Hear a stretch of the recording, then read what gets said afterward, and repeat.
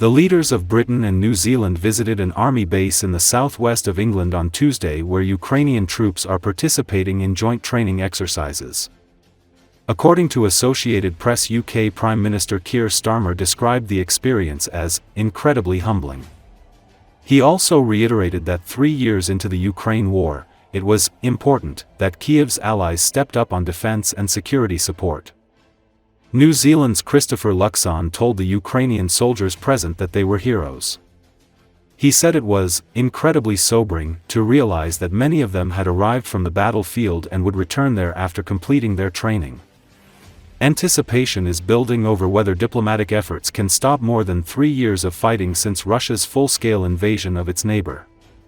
Hostility has run deep between the two sides since Russia invaded and illegally annexed Ukraine's Crimea Peninsula in 2014.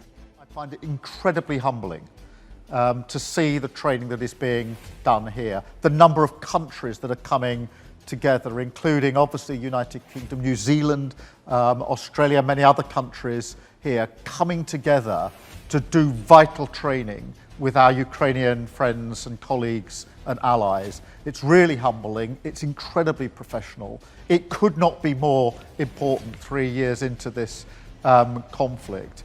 And it's so important in terms of the training that's being done. This morning we saw some of the work you're doing in terms of trench warfare, also the work clearing mines and training for that.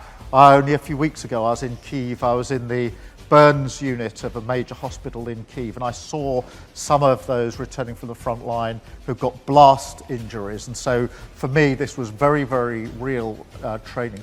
Ladies and gentlemen, thank you very much indeed for collecting together here this morning and for enabling this. All of the predictions at the beginning of this conflict were that the aggressor Russia would succeed very quickly, and they didn't, because of the resilience of the Ukrainians, because you fought back and fought for your country, and fought for all of us in fighting for your country. Now, 3 years in, it's important that we all step up on defence and security. There's been an intense debate about this in the last few months, how all of the countries, not just in Europe, but way beyond Europe, need to step up on security and defence. That's why we have stepped up by making sure that we're going to go to 2.5% GDP on our defence spend, rising to 3%. That's the biggest sustained increase since the Cold War. Visit, and on your behalf, I'd just like to thank very much the Prime Ministers of the UK and New Zealand. It is incredibly sobering to think that many of you have been to this place to train.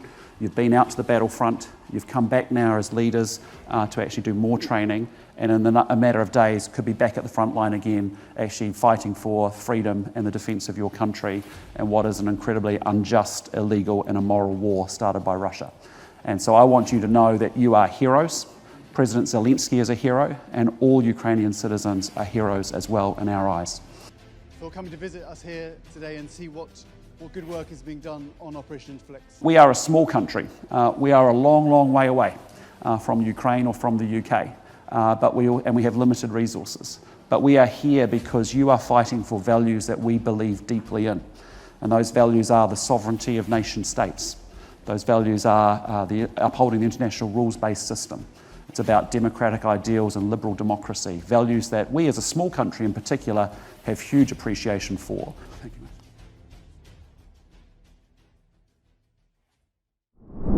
Defense Secretary Pete Hegseth created another signal messaging chat that included his wife and brother, where he shared similar details of a March military airstrike against Yemen's Houthi militants that were sent in another chain with top Trump administration leaders.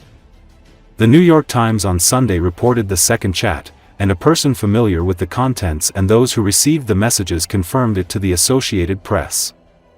According to Associated Press on Monday, at the White House Easter egg roll, Secretary Hegseth responded, placing blame on the media. "See, this is what the media does. They take anonymous sources from disgruntled former employees, and then they try to slash and burn people and ruin their reputations. Not going to work with me because we're changing the Defense Department, putting the Pentagon back in the hands of war fighters, and anonymous smears from disgruntled former employees on old news, doesn't matter," Hegseth said. Hey, we're happy to be here at the Easter egg roll, I'll tell you that. To be with the family, beautiful day. And President Trump is changing the country. and it's creating opportunities for families all across America to better their lives. And that's what Make America Great Again is all about. What do you want to say, sir, about the signal chat controversy? You know, what a big surprise that a few leakers get fired and suddenly a bunch of hit pieces come out from the same media that peddled the Russia hoax. Won't give back their Pulitzers. They got Pulitzers for a bunch of lies. Pulitzers for a bunch of lies. And on hoaxes, time and time and time again. And as they peddle those lies, no one ever calls them on it. See, this is what the media does.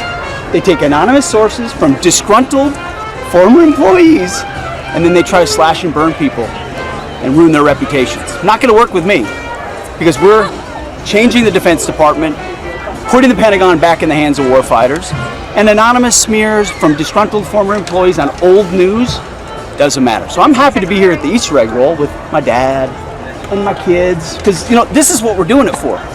These kids right here. This is why we're fighting the fake news media. This is why we're fighting slash and burn Democrats. This is why we're fighting hoaxsters.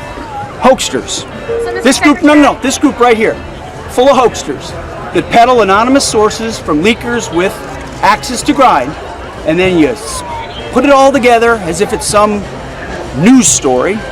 And when we know exactly what it is. So I'm really proud of what we're doing for the president, fighting hard across the board, and I'm going to go roll some Easter eggs with my kids. Thank you very much. Have you spoken with the president? Have spoken to the president, and we are going to continue fighting on the same page all the way.